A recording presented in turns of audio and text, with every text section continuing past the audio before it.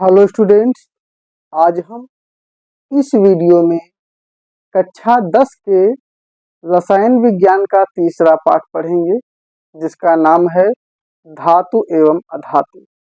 तो इस अध्याय को शुरू करते हैं। इस अध्याय में सबसे पहले हम पढ़ेंगे धातु के बारे में, जिसको अंग्रेजी में कहते हैं मेटल। जानते हैं धातुएं हमारे लिए बहुत ही उपयोगी होती हैं। अधिकतर हम लोग धातुओं का उपयोग करते हैं। तो हम धातु के बारे में समझेंगे कि धातुएं होती क्या। देखिए, धातुओं में एक विशेष क्वालिटी ये होती है कि धातुओं में इलेक्ट्रॉन को त्याग कर धनायन बनाने की प्रवृत्ति होती है। जैसे कि एक तत्व है सोडियम।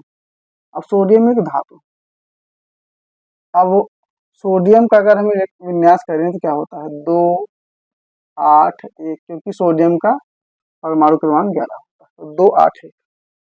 अष्टक के नियमानुसार लास्ट में 8 होना चाहिए, यानी पहली कक्षा में 2, दूसरी में 8। अब 8 है पर यहाँ उसके बाद 1 है।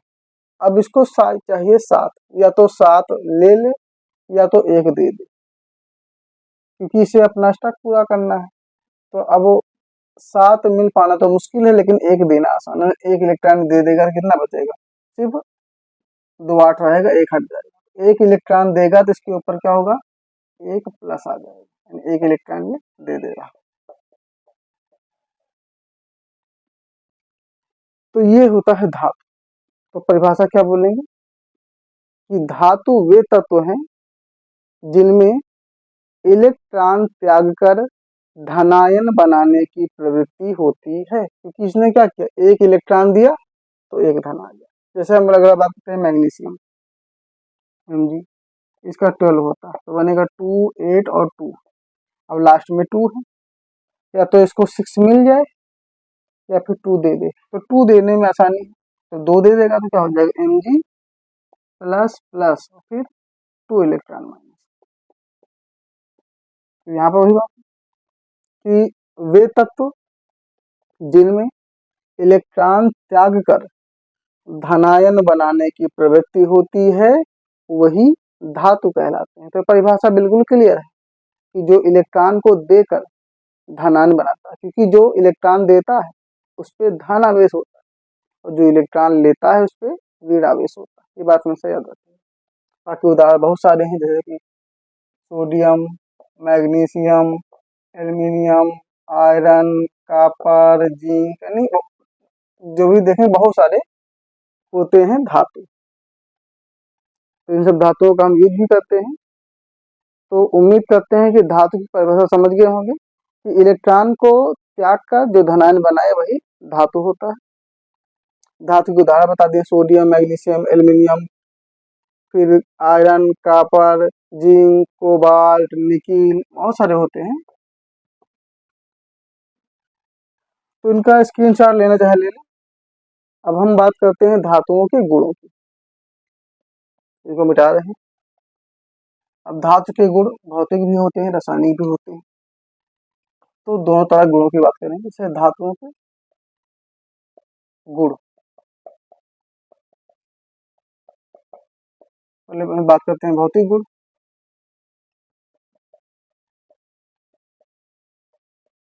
Physical property. अब धातुओं के गुणों की बात करें तो पहली बात हमने अभी बताया कि इलेक्ट्रॉन त्यागते हैं। वैसे तो इनकी परिभाषा हो गई, और गुण में भी इसको रख सकते हैं, इलेक्ट्रॉन त्यागने वाले।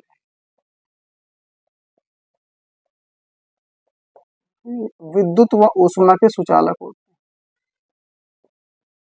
विद्युत व ऊष्मा के सुचालक, यानी धातुओं में विद्युत व ऊष्मा का संचालन होता है। इनमें विद्युत का भी प्रभाव पड़ता है, ऊष्मा का भी प्रभाव पड़ता है। तीसरी, धातु में कठोर होती है। फिर चौथी, तन्यता, धातु में तन्य होती है। धातुओं को खींच के चादर बना सकते हैं, पीट के चादर बना सकते हैं। चमकदार, धातुओं में विशेष चमक होती है तो चमकदार होती है। ये भी धातुओं का गुण है। और अगर हम गुण की बात करें तो आघात व भिन्नता, आघात वर्धनीयता, जो अभी हमने तन्यता बताया था कि आघात वर्धनीयता, आघात करने पे वर्धन हो बढ़े, यानी धातुओं को पीट पीट के चादर बना सकते हैं। और तन्यता मीन्स खिंचाव होता है, चमक भी होती है धातुओं में। तो ये सब धातुओं के गुण हमने बताए। और भी जैसे कि अब धातुओं में जो गलनांक, यानी वो ताप जिस पर धातुएं गल जाए। क्वथनांक होता है वो ताप जिस पर धातुएं गर्म हो जाए। तो धातुओं का गलनांक और क्वथनांक उच्च होता है, ये भी भौतिक गुण है। तो देखा जाए तो बहुत सारे भौतिक गुण मिलते हैं। तो धातुएं क्या है, इलेक्ट्रॉन त्यागती हैं, विद्युत व ऊष्मा की चालक होती हैं, ये कठोर होती हैं क्योंकि इनकी जो परमाणुओं के मध्य आकर्षण बल अधिक होता है, इनमें तन्यता होती है, खिंचाव होता है, चमकदार होती हैं, आघात वर्धनीयता होती है, पीटने पे बढ़ती है, गलनांक क्वथनांक हाई होता है। तो ये धातुओं की भौतिक गुण है। अब कुछ रासायनिक गुण की बात कर लेते हैं। तो रासायनिक गुण, जैसे रासायनिक गुण में क्या है कि धातु, हम कोई धातु ले लेते हैं, जैसे कि मैग्नीशियम ले लिया। अब धातु क्या करती है, जब इनका दहन करते हैं, जलाते हैं, तो जलाते हैं किससे, ऑक्सीजन के साथ, तो क्या बनता है, तो यहाँ पे Mg के दो अणु हैं, तो दो ये परमाणु हुए और ये तत्व, तो 2MgO मैग्नीशियम ऑक्साइड। यानी यहाँ पे क्या है कि मैग्नीशियम धातु का दहन करने पर, यानी वायु में दहन करने पर मैग्नीशियम ऑक्साइड बनाती है, मैग्नीशियम ऑक्साइड। तो ये इसका एक रासायनिक गुण है, धातु में वायु से क्रिया करके या दहन करके ऑक्साइड का निर्माण करते हैं। एक और गुण की बात कर लेते हैं, इसमें ऑक्सीजन से क्रिया की है, अगली बार जल से करवा देते हैं क्रिया। जैसे सोडियम, अब सोडियम की क्रिया हम करवाते हैं जल से, H2O से, दो अणु यहाँ लेते हैं, दो अणु यहाँ। अब जल से क्रिया करवाएंगे 2Na और यहाँ पे OH, 2NaOH, कास्टिक सोडा मिल गया। अब ऑक्सीजन क्या है, डबल है, हाइड्रोजन 4 है, तो दो ऑक्सीजन निकला, दो ऑक्सीजन बचा, हाइड्रोजन गया, तो कास्टिक सोडा।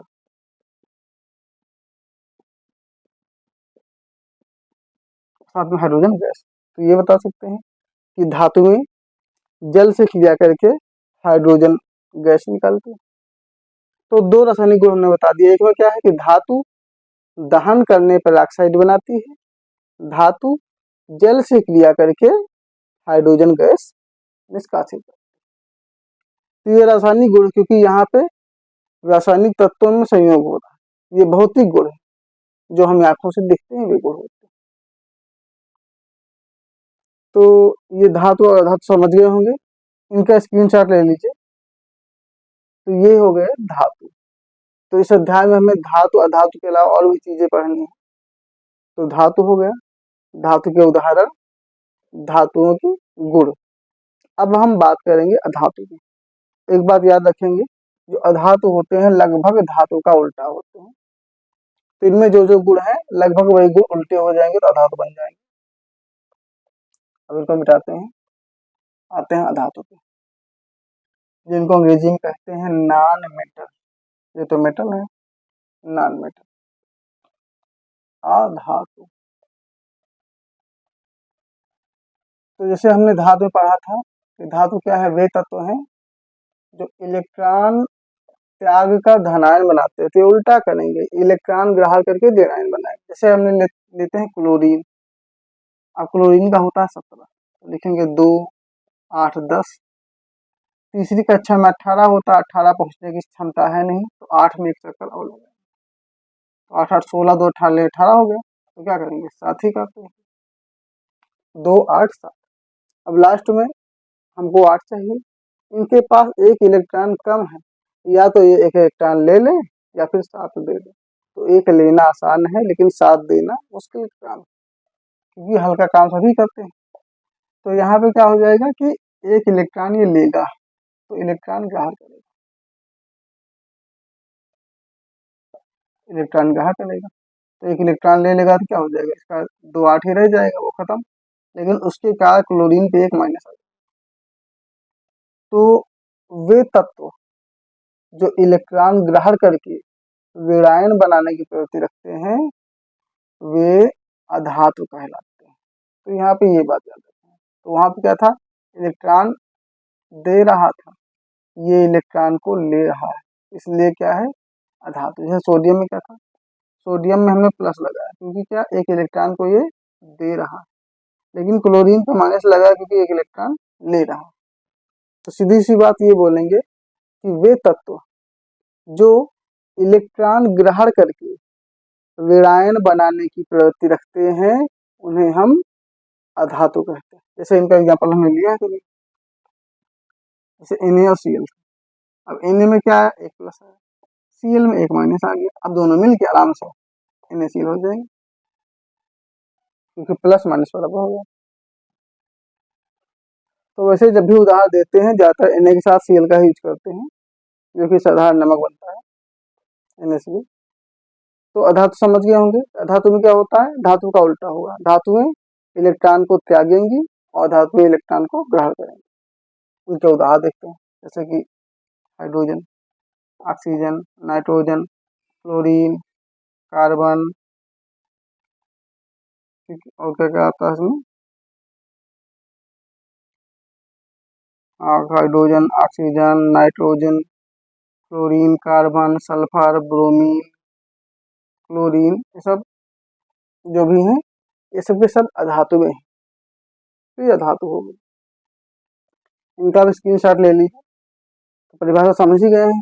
वे तत्व जो इलेक्ट्रॉन को ग्रहण करके विरायन बनाने की प्रवृत्ति रखते हैं, वो अधातु कहलाते हैं। अब इनके भी गुण बात करेंगे। तो अधातु के जो गुण हैं, वो भौतिक गुण।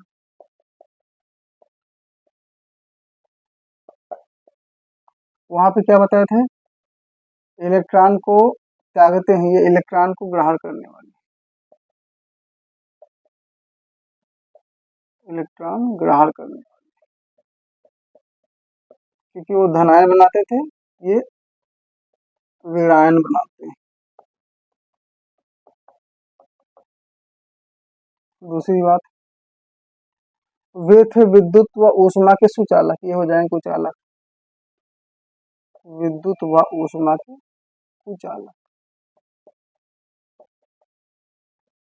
यानी धातुओं में विद्युत व ऊष्मा का चालन नहीं होता है, कुछ अपवाद जैसे ग्रेफाइट को छोड़ के, तो ये कुचालक है। और बात करते हैं चमक।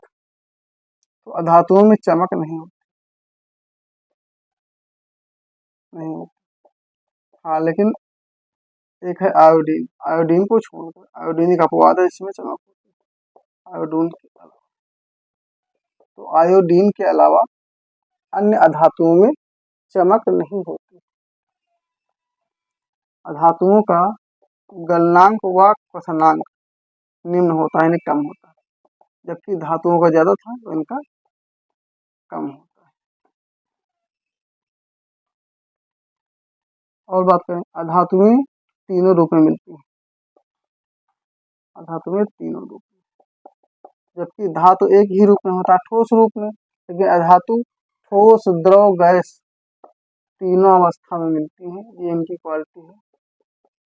जैसे कि सल्फर, सल्फर मिल जाएगा ठोस, फिर ब्रोमीन मिल जाएगी द्रव अवस्था में, क्लोरीन मिल जाएगी गैस अवस्था। तो ये बात याद रखेंगे कि धातु में तो एक ही रूप में प्राप्त होती है हमें, ठोस रूप में, लेकिन अधातु में ठोस, द्रव, गैस तीनों रूप में प्राप्त होती है। फिर से बात किया तो वहां पे कठोरता की, तो धातु में कठोर होती हैं, अधातु में कठोर नहीं होती, मुलायम होती है, मुलायम। तो ये भी इनके गुण हो गए। तो ये सब अधातुओं के गुण हैं, भौतिक। अब कुछ रासायनिक गुण की बात करें। रासायनिक गुण, जैसे अधातु में क्या करते हैं, इनका भी दहन करवाते हैं। जैसे सल्फर, सल्फर का ऑक्सीजन से जब क्रिया करवाएंगे क्या बनेगा, sulphur dioxide. Sulphur dioxide. तो यहाँ भी वही बात बताएंगे कि अधातुओं का दहन करने पर वे ऑक्साइड बनाती हैं। जैसे कार्बन का ऑक्सीजन से करवाएंगे तो कार्बन डाइऑक्साइड बन जाएगा।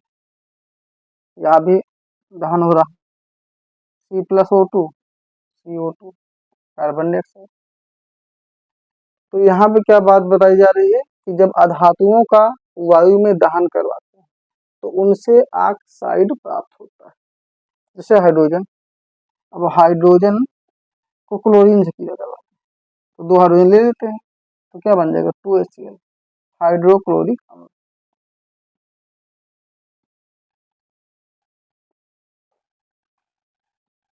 हाइड्रोक्लोरिक तो भी हो गए।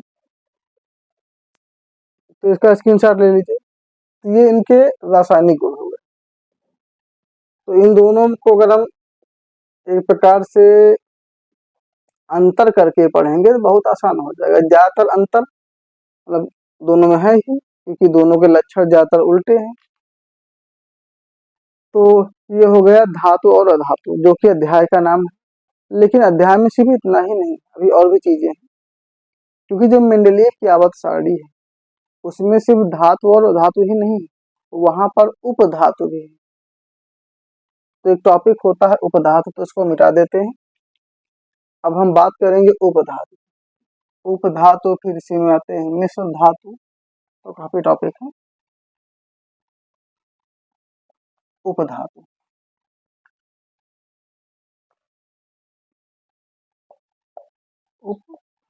देखिए, जो उपधातु होते हैं इनमें धातु व अधातु दोनों के लक्षण पाए जाते हैं। धातु व अधातु। उपधातु क्या है?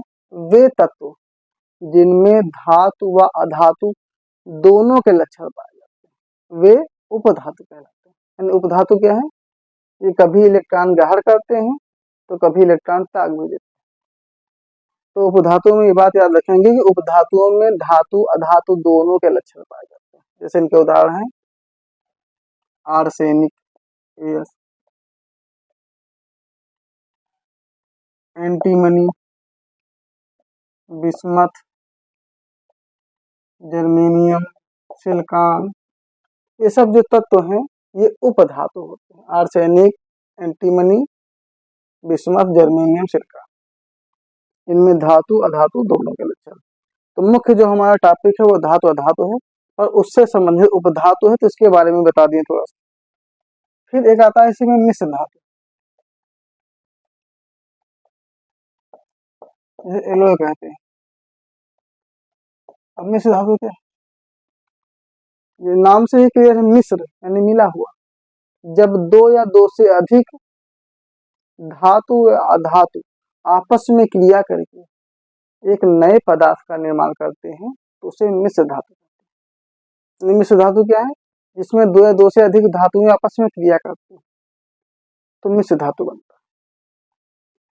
तो ये समझ गए होंगे कि 2 या 2 से ज्यादा धातु, कभी कुछ अधातु में मिला दिए जाते हैं, तो जिनमें कई सारे धातु मिलेंगे और मिलके एक नया धातु बनाएंगे, एक नया पदार्थ बनाएंगे, उसे हम मिश्र धातु कहते हैं। मिश्र धातुओं में क्वालिटी ये होती है कि इनमें जंग नहीं लगता, इसलिए मिश्र धातुओं का यूज ज्यादातर किया जाता है।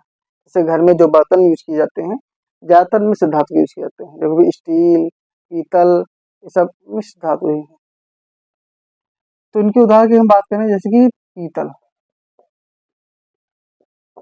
स्टील, कांसा,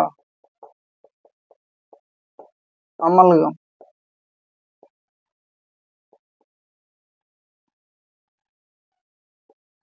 ये सब जो उदाहरण है सब मिश्र धातु। स्टील को, ये तो इंग्लिश नाम है, इसको कहते हैं इस्पात। जैसे पीतल काफी इसका यूज करते हैं, स्टील काफी यूज करते हैं। जैसे पीतल, पीतल किस चीज का है? पीतल में कापर होता है, साथ में जिंक होता है। स्टील की बात करें क्योंकि इसका बहुत यूज होता है घरों में, इसमें आयरन होता है और साथ में कार्बन होता है, तो इनसे मिलकर बने होते हैं। तो ये मिश्र धातु में है। तो समझ गए होंगे मिश्र धातु में क्या है? जिनमें कई धातुएं आपस में मिल जाती हैं और मिलकर एक नई धातु बनाई जाती है, यानी धातुओं को गला देते हैं, गला के एक नए धातु बनाते हैं, मिश्र धातु। और मिश्र धातु का सबसे मुख्य फायदा क्या है कि मिश्र धातु में संक्षारण नहीं होता, क्योंकि हम पहले अध्याय में पढ़ चुके हैं संक्षारण। वैसे संक्षारण जो है इस अध्याय में भी है, और उसको दोबारा नहीं बताएंगे, शॉर्ट में बता देते हैं संक्षारण क्या होता है।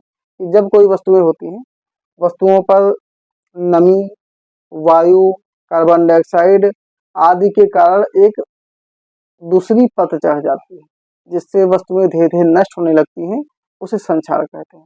जैसे एग्जाम्पल होता है जंग लगना। जंग का सूत्र होता है Fe2O3H2। यहाँ पे क्या होता है कि धातुएं हैं, जैसे लोहा की धातु, उसपे नमी आ गई या हवा लग रही है या अन्य किसी गैस के कारण धीरे धीरे उस लोहे पर एक हल्की लाल भूरे रंग की परत चढ़ जाती है, उस परत को कहते हैं जंग लगना। वो परत धीरे धीरे उसको नष्ट करने लगती है, तो इसीलिए मिश्र धातु बनाया जाता है। तो मिश्र धातुओं में जंग नहीं लगती है। ये बहुत मतलब कि सुरक्षित भी होती हैं और इनकी तुलना में ज्यादा मजबूत भी होती है, टिकाऊ भी होती हैं। तो ये हो गए धातु, उपधातु, मिश्र धातु। संक्षार पहले भी पढ़े हैं, यहाँ भी थोड़ा सा बता दिए हैं कि धातुओं पर एक अन्य परत चढ़ जाती है, जिसे मिश्र धातु कहते हैं। अब इस अध्याय में एक टॉपिक है जिसको कहते हैं सक्रियता श्रेणी। इसके बारे में थोड़ा सा बात कर लेते हैं। सक्रियता श्रेणी, सक्रियता श्रेणी इसे कहते हैं विद्युत रासायनिक श्रेणी। तो परीक्षा में बहुत आती है, ऐसी कहते हैं क्रियाशीलता श्रेणी।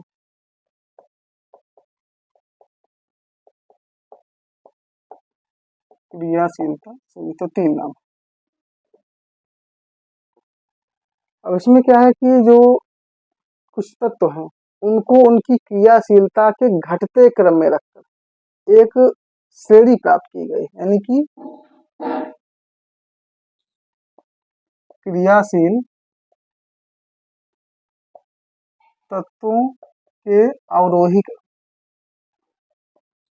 तो क्रियाशील तत्वों के अवरोही क्रम को कहते हैं विद्युत रासायनिक श्रेणी। यानी यहाँ क्या किया गया कि जो अधिक क्रियाशील तत्व हैं, उनको उनके घटते क्रम में रखते रखते एक श्रेणी प्राप्त की गई है। उसी श्रेणी का नाम है विद्युत रासायनिक श्रेणी, या सक्रियता श्रेणी, या क्रियाशीलता श्रेणी। उसमें कौन कौन से उनकी बात करते हैं, जैसे कि पोटेशियम, फिर सोडियम, मैग्नीशियम, एल्यूमिनियम, उसके बाद फिर zinc, iron, lead, hydrogen, copper,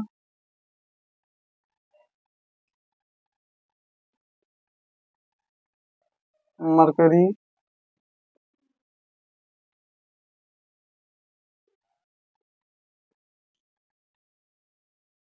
silver, gold. ये सब एक क्रम है जो कि बढ़ते क्रम, यानी ए से ज्यादा है, ज्यादा है।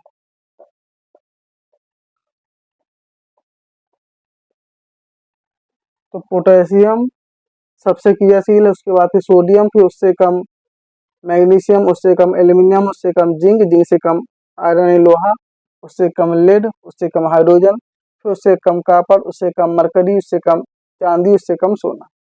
तो ये एक क्रम बताया गया है। ये है सक्रियता श्रेणी, जहाँ पे घटता क्रम, यानी कि सबसे ज्यादा ये है और कम ये, और जो तत्व होंगे उससे भी कम होंगे। तो यही बताएंगे कि तत्वों की क्रियाशीलता के घटते क्रम पर एक श्रेणी बनाई गई है, जिस श्रेणी को सक्रियता श्रेणी कहते हैं। इसको मिटा दें। अब इसके बाद एक टॉपिक और है, उसकी भी बात कर लेते हैं, जो टॉपिक है आयनिक बंध। आयनिक बंध से फिर आयनिक यौगिक भी पढ़ने हैं। तो आयनिक बंध यही पढ़ेंगे, आयनिक यौगिक।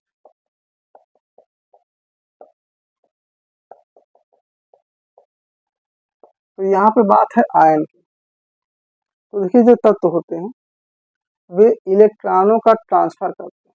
जैसे कि हम एक उदाहरण लेते हैं, फेमस आयनिक यौगिक का एग्जाम्पल है NaCl, सोडियम क्लोराइड, जैसे NaCl, KCl, HCl, ये सब आयनिक यौगिक जैसे NaCl। अब सोडियम में क्या होता है, सोडियम का क्रमांक है 11, क्लोरीन का क्रमांक कितना है 17।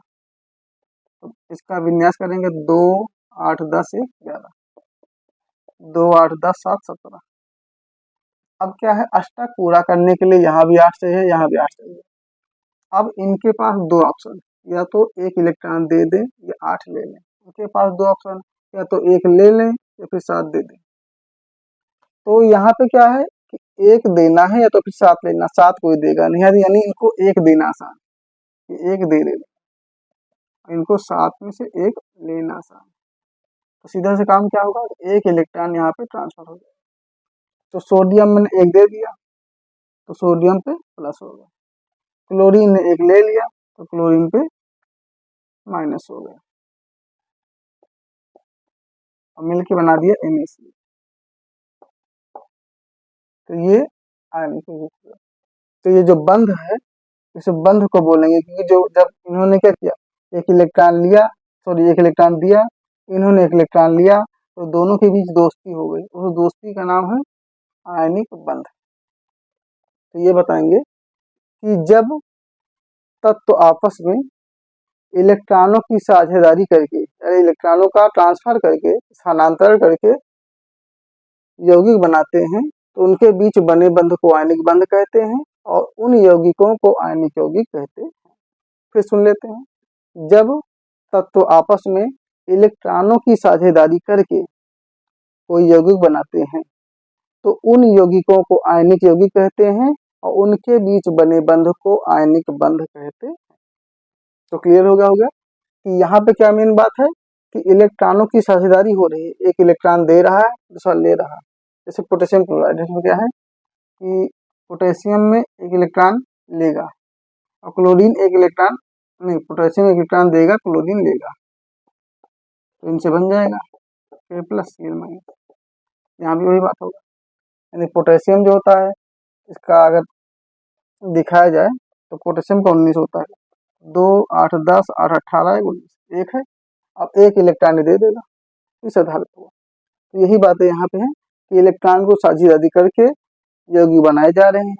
तो बने यौगिक को हम आयनिक यौगिक कहेंगे, और इन यौगिकों के यानी तत्वों के बीच में जो बंध बन रहा है, उस बंध को कहेंगे आयनिक बंध। तो इनके बीच में आयनिक बंध, यहाँ इनके बीच में आयनिक बंध। तो बात क्लियर हो गई होगी कि आयनिक बंध क्या होते हैं। अब जो आयनिक यौगिक है, इनके कुछ गुणों की बात कर लेते हैं। जैसे आयनिक गुण है, इनके गुण ये हैं कि ये जो यौगिक होते हैं जल में विलय होते हैं। पहली बात, चाहे हम सोडियम क्लोराइड लें, हाइड्रोक्लोराइड लें, पोटेशियम क्लोराइड लें, जो भी लेंगे, जल में बहुत जल्दी घुल जाते हैं, ये इनका गुण। और गुण की बात करें तो इनमें चमक भी होती है, चमकदार होते हैं। और गुणों की बात करें तो ये कठोर होते हैं, और कठोर होने का रीजन ये है कि इनके बीच में आकर्षण बल अधिक होता है, तो आकर्षण बल इनका अधिक होता है, अधिक होता है। ये भंगुर प्रवृत्ति के होते हैं। भंगुर प्रवृत्ति मतलब कि टूट जाते हैं, चटक जाते हैं, तो भंगुर प्रवृत्ति के होते हैं। ये भी इनका एक विशेष गुण हो गया। तो ये सब आयनिक यौगिकों के गुण हैं। बाकी से ताप की बात कर लें तो इनका गलनांक व क्वथनांक उच्च होता है।